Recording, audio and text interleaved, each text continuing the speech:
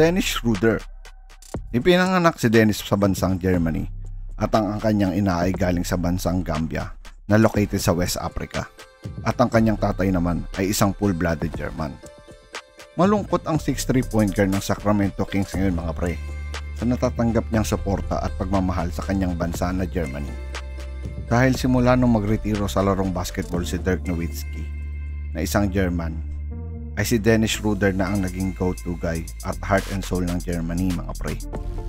At binitbit niya sa championship noong 2023 sa FIBA Basketball World Cup ang Germany. Katulong ang Wagner brothers na si Franz at Moritz at Daniel Theis. At makikita ang galing ng isang FIBA Dennis na kung wala siya sa koponan ay di nila maiuwi ang panalo at siya ang naging MVP noong panahon na iyon. Subalit ito nga at may pahayagang 6'3" point guard. He said that as a black person in Germany, growing up was tough. Aniya, recalling being asked hurtful question like, "Why is your skin black? Why are you dirty?" It was a statement against racism. Isa yan sa mga naging pahayag niya na despite his accomplishment, he might never receive the same affection from German fans as basketball icon Dirk Nowitzki.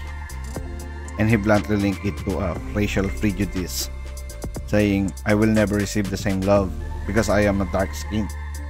These words reflect the deeper challenge he faced despite his success. At nang matanong siya tungkol sa ambitious legacy na gusto niyang iwanan sa mundo ng basketball lalo na sa Germany, na ang number 1 sports ay football, ito ang kanyang naging sagot ukol dito mga pre.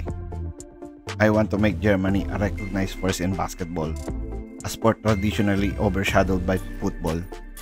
I hope my effort inspire young players and raise both visibility and respect for the sport nationwide." At sa laro lang kahapon, umiscore si Dennis ng 26 points at nakuha ang panalo. Ngunit maririnig na nagsisigawan ng mga tao sa tunnel nang huni ng isang unggoy.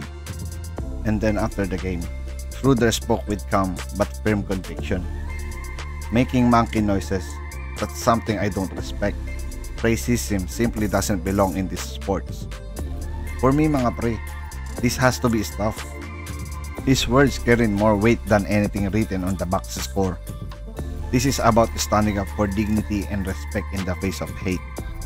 Sa tingin nyo mga pre, deserve ba ni Dennis ang hate na natatanggap niya sa tao? I-comment down below at aking babasahin. At pakipollow na din ang aking Facebook page at TikTok account na Spotlight and Sports.